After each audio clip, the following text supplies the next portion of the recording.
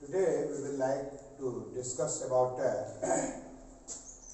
how can party be reformed, यानी party में कैसे सुधार लाया जा सकता है। कल हमने चर्चा की थी कि जो पॉलिटिकल पार्टी होती है उसके सामने किस प्रकार की चुनौतियां रहती है। आप लोगों ने देखा, पढ़ा, अनुभव किया। वास्तव में इस प्रकार की चुनौतियां हैं, उसको दूर करने की सख्त आवश्यकता है। उसी संदर्भ में आज इस कड़ी में हम देखना पसंद करेंगे कि आखिर सरकार के द्वारा पॉलिटिकल पार्टी के समक्ष जो चुनौतियां हैं, खास करके डेमोक्रेटिक कंट्री में, उसमें किस प्रकार का सुधार लाने का भरसक प्रयास किया गया है। तो सबसे पहले हम बताना चाहेंगे कि संविधान में संशोधन किया गया, अमेंडमेंट किया गया। और वो क्या किया गया, तो इसमें कि जो भी एमएलए एमपीज हैं, ये आज बेहद विडंबना की बात है, दुख की बात है कि निहित स्वार्थ के वशीभूत एमएलए और एमपीज क्या करते हैं कि पद की लोलुपता के कारण और नैतिक पतन हो जाने के कारण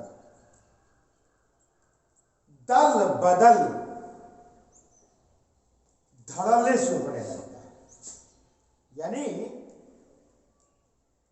एक पार्टी से दूसरी पार्टी में, दूसरी पार्टी से तीसरी पार्टी में इस प्रकार का प्रलोभन दिया जाता रहा है कि आप हमारी पार्टी में शामिल हो जाओ, आपको हमने अमुक मिनिस्टर बना देंगे। तो इस प्रकार की जो पद की लोलुपता है, इस प्रकार का जो निहित स्वार्थ है, यह इतना हावी हो चुका है कि समय समय पर पार्टियों में बदलाव लाने की जरूरत पड़ती है। समय समय नियम बनाना पड़ता है और उन नियमों का अक्षरशः पालन भी करना चाहिए। इसलिए संविधान में ऐसा प्रावधान हुआ, ऐसा अमेंडमेंट किया गया कि दल बदल, यानी आप एक पार्टी से दूसरे पार्टी में, यदि जिस पार्टी से चुनाव जीत के आए हैं, आप दूसरे पार्टी में जाके यदि मिलते हैं, सरकार को गिराने अथवा इस प्रकार की गतिविधियों को अंजाम देते हैं, अथवा मंत्री पद पाने के लिए जो इस प्रकार का कुत्सित स्वार्थ सिद्धि का कार्य करना पसंद करते हैं, यह नहीं चलेगा। इस पर रोक लगाया गया है। यानी कि आप ऐसी गतिविधियों में संलिप्तता आपकी यदि पाई गई तो आपकी सदस्यता तक समाप्त कर दी जाएगी। तो एक तो यह नियम बना, ये पार्टी में सुधार के लिए इस प्रकार की व्यवस्था बनाना बेहद जरूरी था। दूसरा है कि सुप्रीम कोर्ट ने एक ऑर्डर किया, ये पास किया गया सुप्रीम कोर्ट के द्वारा, कि ये जो धन और ये क्रिमिनल लोगों का जो इसमें बढ़ावा हो रहा है, राजनीति में जो प्रवेश हो रहा है, इस पर रोक लगना चाहिए। निश्चित रूप से एक निर्धारण होना चाहिए, इसका सत्यापन होना चाहिए कि अधिक से अधिक राशि निर्धारित है, किया गया है कोर्ट की ओर से कि आप एमएलएज के लिए, एमपीज के लिए, आपको पता है 70 और 28 लाख का है कि ये मैक्सिमम है, इससे ज्यादा नहीं खर्च कर सकते हैं। जिस प्रकार से कि कैंडिडेट्स आम मतदाता, भोली भाली जनता को प्रलोभन देने का कार्य करते हैं, तो संभव है कि हर स्तर की जनता है, कुछ अभाव, बेहद अभावग्रस्त है, वो कुछ चंद रुपयों पर बिकने को तैयार हो जाते हैं, मजबूर हो जाते हैं, या फिर उन्हें कंपेल किया जाता है। चाहे वो अर्थ के रूप में हो या फिर क्रिमिनल गतिविधियों की संलिप्तता के कारण, यानी कि कैंडिडेट उस प्रकार का दबंग खड़ा हो गया है, तो वैसी स्थिति में वोट उन्हीं को देना मजबूरी है। न जाने आने वाले समय में यदि ये सब हम नहीं करते हैं तो आने वाले समय में हमारे साथ, हमारे परिवार के साथ कोई अप्रिय घटना न घट जाए, इस प्रकार का हैभक पैदा कर दिया जाता। तो इस प्रकार से सुप्रीम कोर्ट ने आदेश जारी किया है कि ये जो रुपयों का जो अनावश्यक दुरुपयोग करके और जनता को गलत तरीके से मोबिलाइज करने का काम किया जा रहा है, इस पर रोक लगना चाहिए।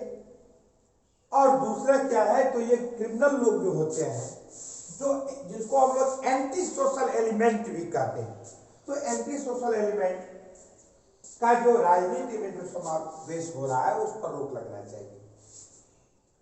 फिर इलेक्शन कमीशन ने भी नियम जारी किया, वह है कि विभिन्न पॉलिटिकल पार्टी को कि वो इनकम टैक्स को रिटर्न करे, भरे, अपना संपत्ति का ब्यौरा दे। ये बड़ा बढ़िया नियम है, बहुत अच्छा नियम है, क्या कहे, किंतु दुर्भाग्य है, विडंबना है, यह केवल खाना पूर्ति ही होकर रह जाती है। धरातल पर वास्तविकता में इसका कोई रिकॉर्ड, रियल रिकॉर्ड प्रस्तुत नहीं किया जाता है। ये बेहद दुखद है।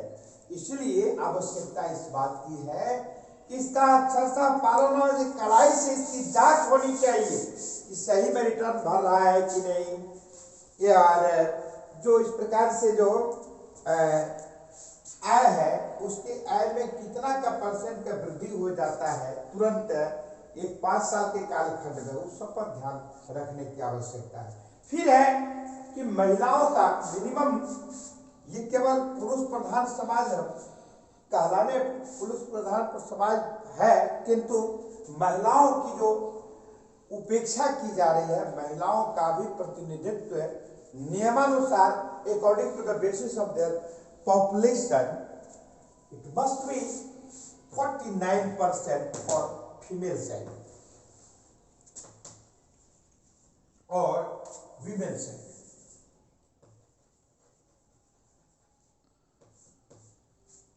But nowadays we are seeing that only 5% of female are directly or indirectly involved or taking interest in parliamentary system and elections. But it must be at least 1/3 of total member, यानी total member का 1/3, जितने member हैं, जितने seats हैं, उसका 1/3 भाग जो है वह महिलाओं के लिए अनिवार्य रूप से सीट रिजर्व रहना चाहिए। और इसके साथ ही साथ एक विचार और है कि इसमें, यानी यह बहुत महत्वपूर्ण बात है, स्वर्गीय सुषमा स्वराज जी ने कई बार इस पर आवाज भी उठाई थी।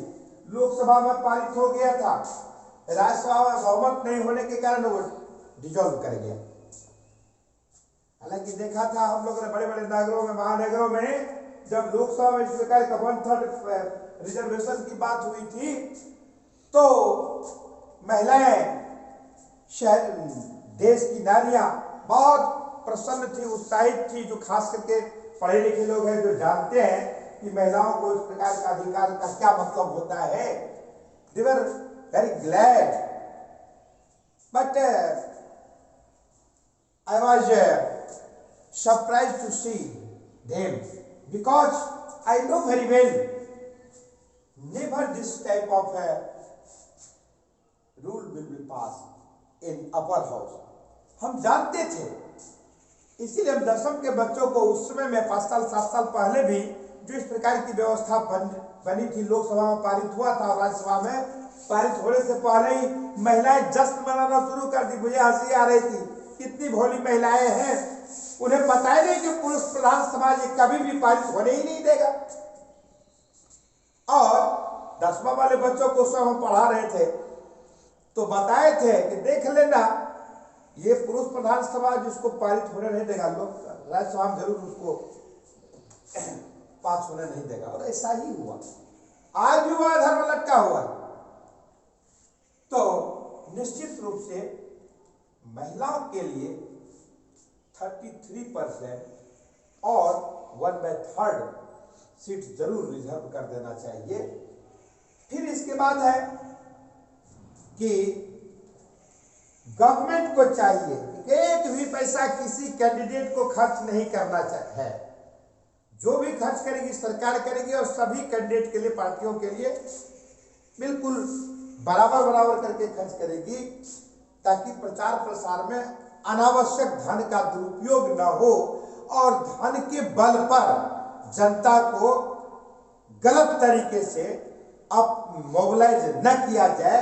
इन तमाम बातों को यदि हम अक्षरशः पालन कराने में सक्षम होते हैं, देश सक्षम होता है, सरकार सक्षम होती है, सख्त से सख्त नियम जो बनाए जाते हैं उसका अक्षरशः पालन हो, तो निश्चित रूप से पॉलिटिकल पार्टी के समूह जो चुनौतियां होती हैं उसमें बहुत हद तक सुधार होगा। इसमें कोई अतिशयोक्ति की बात नहीं है। और इस प्रकार से हम इन विभिन्न स्टेप्स को उठा करके हम पॉलिटिकल पार्टी की समस्याओं को, चुनौतियों को हम दूर कर सकते हैं। इस प्रकार का प्रयत्न किया गया है, किया जा रहा है। आज की क्लास में इतना ही। धन्यवाद।